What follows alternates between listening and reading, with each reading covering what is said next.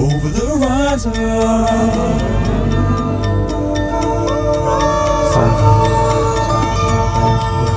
Over the horizon.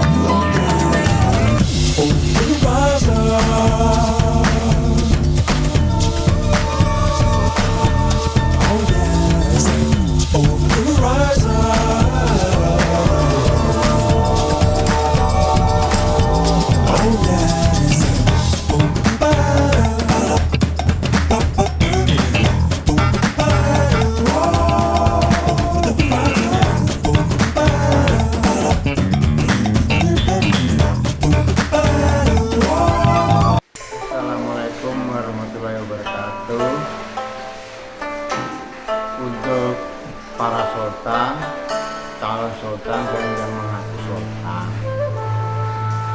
kesempatan ini Bang berbagi cerita sedikit kepada para sultan semuanya. Hari ini Mbah sedang melawan penyakit yang ada. Mbah sedang melawan post stroke. Saya mau cerita tentang post stroke-nya, tapi sebelumnya yaitu masalah stroke-nya. Jadi berawal ya, hari ini kita ada di tanggal 27 Oktober. Berawal dari tanggal 7 Oktober atau 20 hari yang lalu, Mbah kerja seperti biasa, tidak ada gejala, tidak ada merasa pusing, nggak apa, semua berjalan dengan lancar. Pagi berangkat kerja, kemudian siang makan bareng dengan teman-teman, kemudian sore sekitar jam 4:30 saya merasa kepala saya ringan, kayak ringan sekali, kayak fly gitu. Terus kemudian saya telepon Mas Kolam driver saya untuk ngantar ke mes. Sekitar setengah lima saya pulang ke mes. Ya jam kerjanya jam 5, tapi setengah 5 saya duluan pulang. Sampai di mes saya rebahan, ya tertidur sebentar, kurang lebih sekitar 15 menit, pokoknya nggak nyampe 30 menit. Kemudian saya terbangun.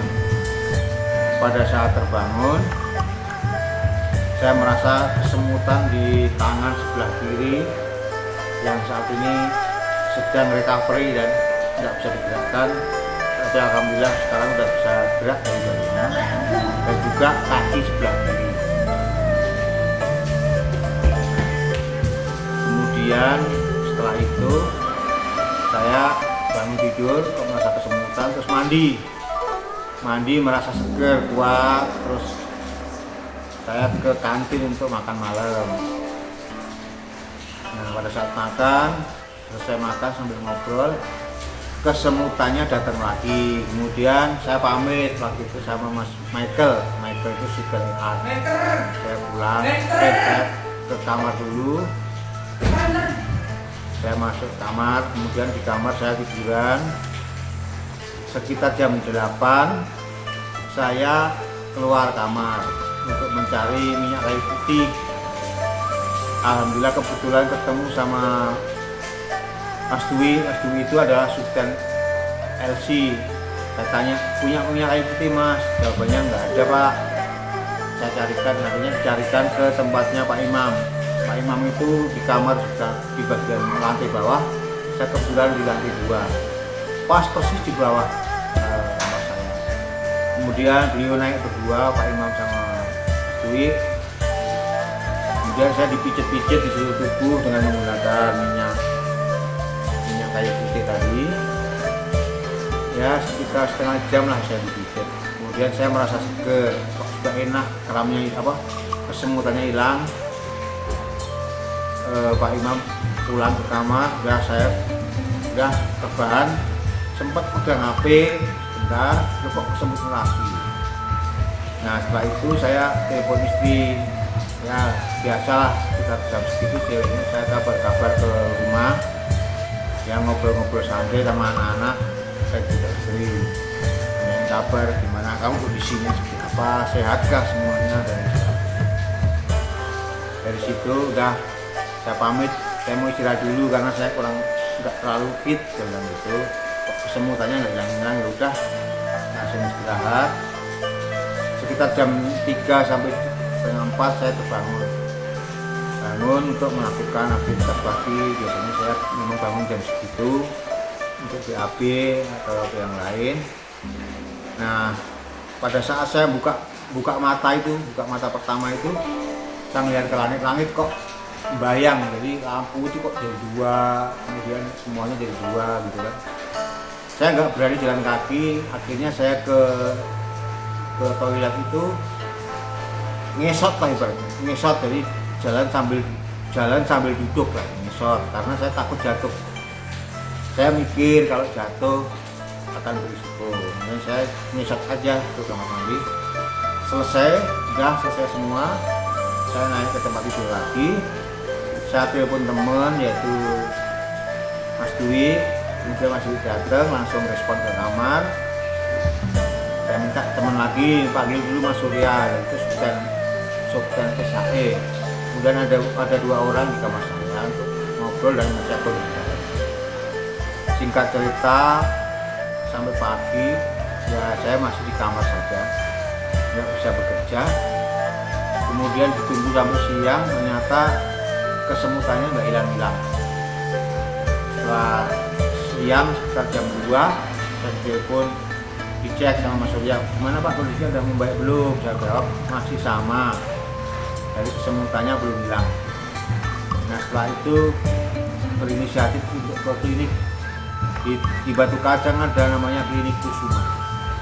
Di situ saya dibawa ke situ, langsung ke IGD. Dipopong untuk masuk ke ruang IGD karena saya nggak bisa jalan sendiri, nggak berani buka mata, karena kalau buka mata pusing semua. Ya, setelah itu dicek semuanya sama dokter. Dari hasil pemeriksaan ya, sebenarnya tidak ada yang masalah. Tensi saya 139/90 waktu itu. Itu biasanya memang saya agak tinggi. Jadi 139 termasuk normal atau bahkan rendah ya. Dicek semuanya, kemudian saya masuk ke situ, dipasang infus, masuk kamar, diambil darah untuk sampling kondisi darah saya, mulai dari gula darah, kemudian kolesterol, asam urat. Dan alhamdulillah semuanya baik, nggak ada yang bermasalah. Kolesterol, asam urat, gula darah semua di dalam range yang normal. Kan bingung kita, ini ada apa sebenarnya. Kemudian saya dirawat masuk kamar. Hari pertama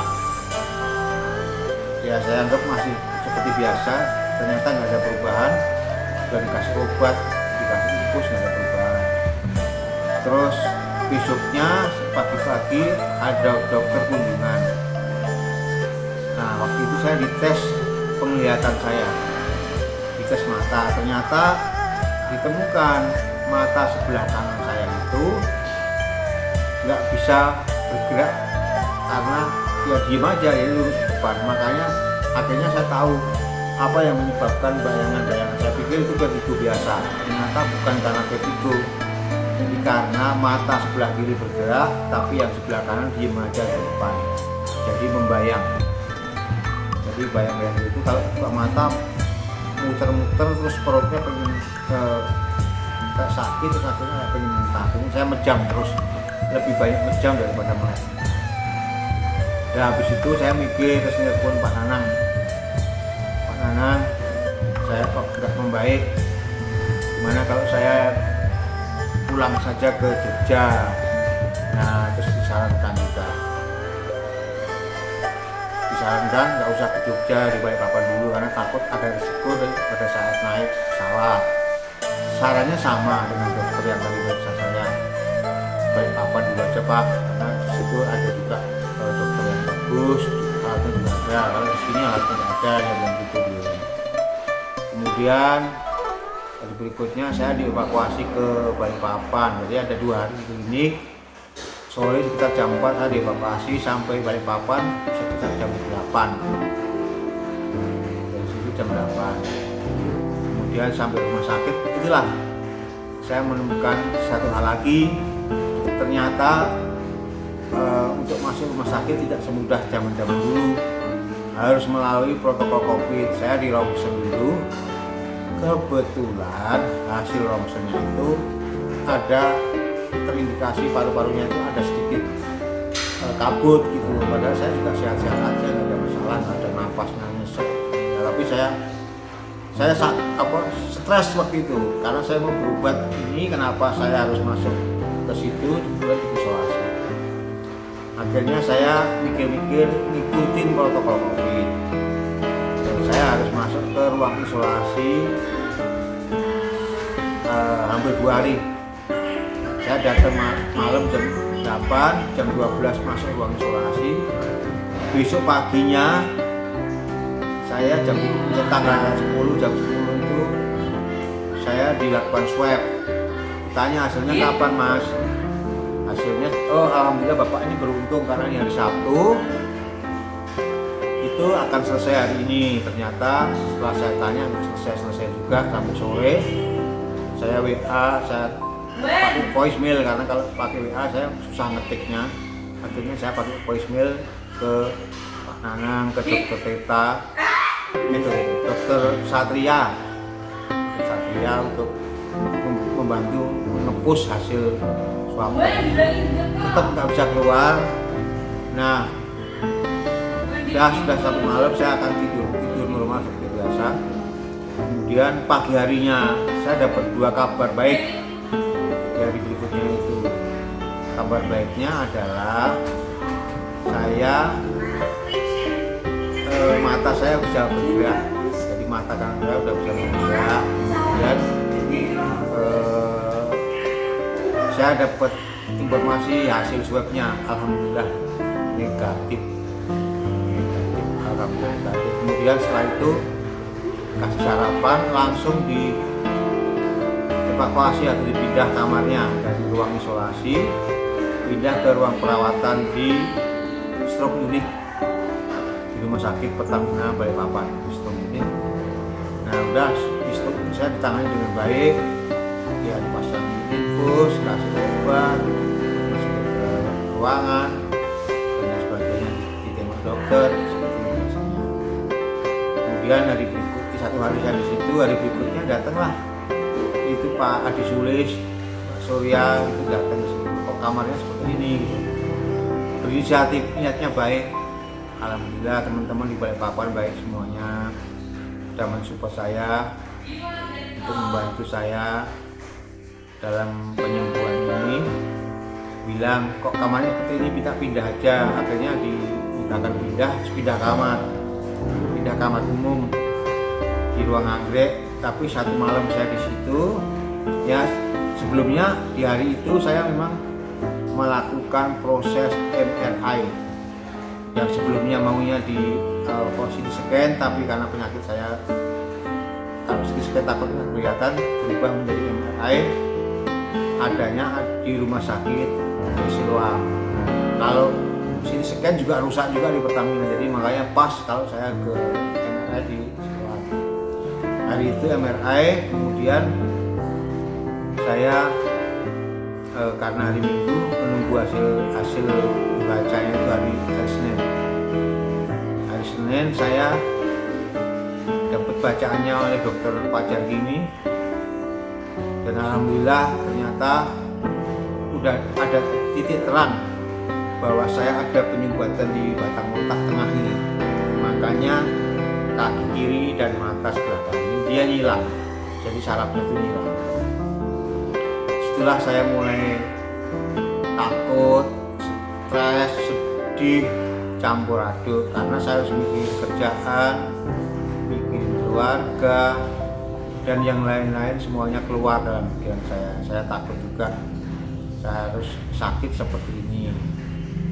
Nah, hasilnya seperti itu. Setelah dapat bacaan itu saya balik lagi ke ruangan yang stroke unit, karena kalau di ruang umum servisnya berbeda. Di stroke unit itu cuma ada 4 pasien, perawatnya 2-3, jadi lebih terawat dan terkontrol.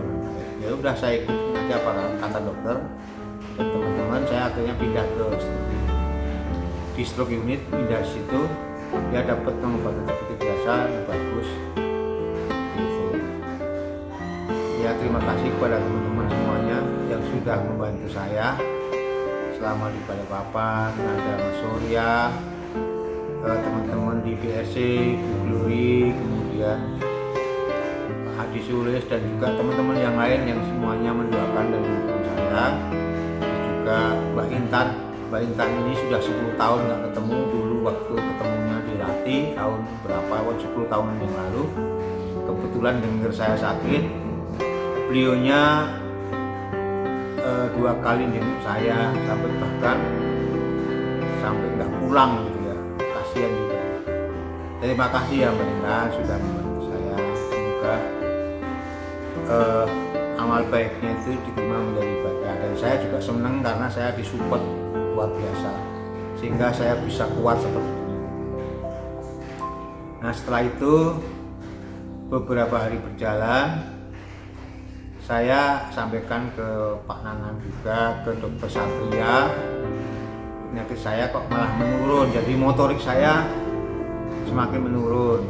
Saya lemes sekali, badan saya lemes karena hampir separuh badan saya nggak bisa digerakkan. Jadi ini nggak bisa digerakkan itu 9 hari setelah serangan. Jadi kalau tanggal 8 saya merasakan serangannya, jadi 9 hari lagi tanggal 17 kan. Tanggal 17 saya sama ini nggak bisa digerakkan. Alhamdulillah sekarang udah bisa.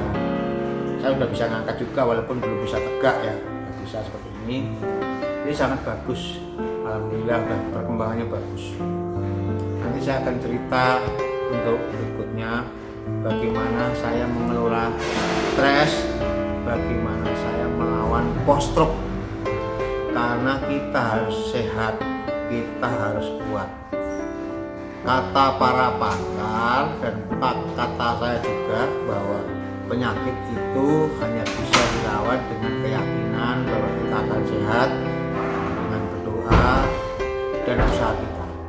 Dokter, terapis semua akan mendukung kita, tapi yang paling penting adalah saya atau kita sendiri. Jadi buat teman-teman yang mengalami stroke, semangat, kita lawan stroke dengan baik. Jaga semangat kita, yakin kepada Allah bahwa kita akan sehat. Kita bisa bekerja seperti biasa lagi, beraktivitas dengan teman-teman kita, bercengkerama dengan keluarga, bisa menikmati hidup dengan baik. Semangat terus teman-teman, kita bisa. Kita harus sehat, insya Allah sehat. Demikian teman-teman cerita saya. Jangan lupa juga nanti subscribe, like, dan komen. Kalau ada yang perlu ditanyakan silahkan ditanya, nanti jawabannya akan saya coba jawab. Kalau tangan saya masih bisa lancar ngetik, kalau agak sulit minta bantu sama anak atau istri biar dibantu jawab ke teman-teman. Saya senang bisa berbagi seperti ini. Semoga menjadi inspirasi teman-teman yang sekarang sedang stroke dan membangkitkan semangat saya untuk bisa cepat sembuh, karena saya yakin saya akan sembuh. Ini adalah hari ke-20 ya. Jadi tapi yang nggak bisa bergerak itu belum lama ini. Jadi alhamdulillah sekarang sudah ada kemajuan. Ini Mbak akan cerita gimana cara memulainya. Terima kasih teman-teman. Assalamualaikum warahmatullahi wabarakatuh.